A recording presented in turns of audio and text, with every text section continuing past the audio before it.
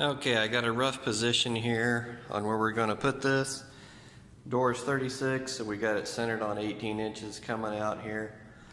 I think it's a good size. It probably could be a little bit bigger. This is just printed on a 36 by 36 inch piece of paper. I maybe should have enlarged the little compass rose to make it fit better, but I think it works. So got a little square, tape measure, straight edge for helping cut some lines. I'm going to use frog tape this year. Before I've always used the blue tape, but frog tape's come out since I've done one of these. It was, I think, 14 years ago the last time I did this when we bought a house.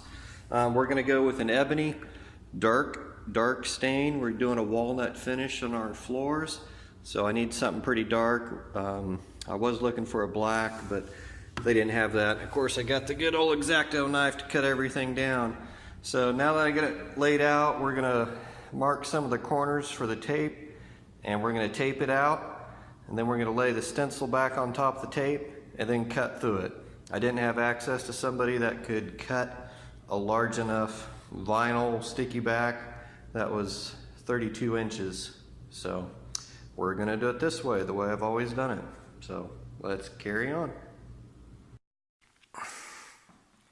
All right, we got it laid down here. One of the things to watch out for when you're working is make sure you don't mar up the floor. They've got this sanded really good. It's super smooth. You don't want to get any moisture on the floor. So it's been raining, it's wet here.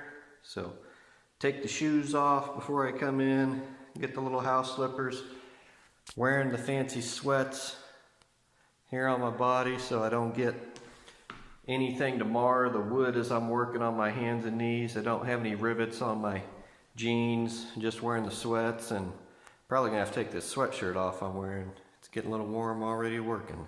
So we're gonna keep going. We'll see how the next episode goes.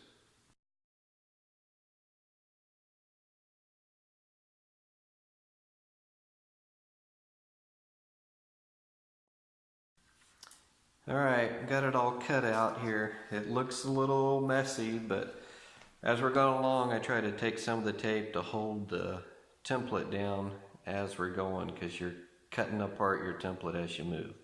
So we're gonna expose it here shortly. Some of it looks good, and we'll see what it looks like here in a bit.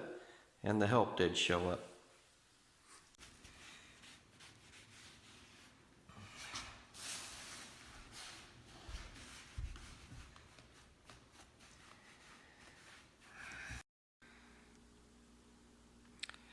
All right, we got this done. Got this put down here. Had quite a bit of bleeding. I would say an excessive amount of bleeding. I had never seen one. This is the third time we've done this.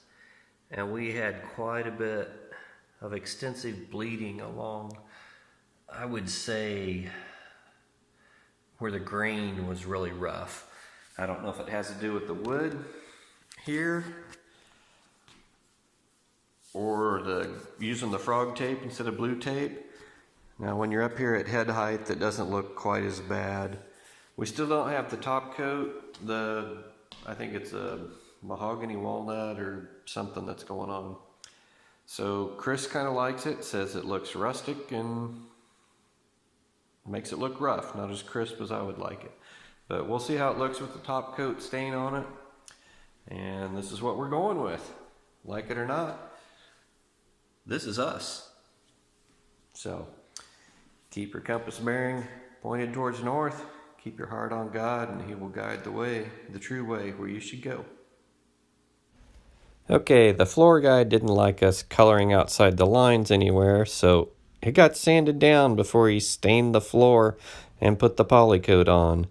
So we were forced to repaint it by hand with no template, using basketball court paint they use to paint the lines on polyurethane on basketball courts.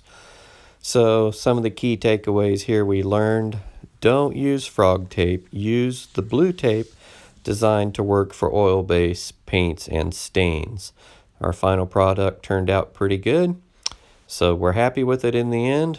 We just had to do it twice. So hope you got something out of this. Here's the final. We're still waiting for the final buff and 2 coats of poly.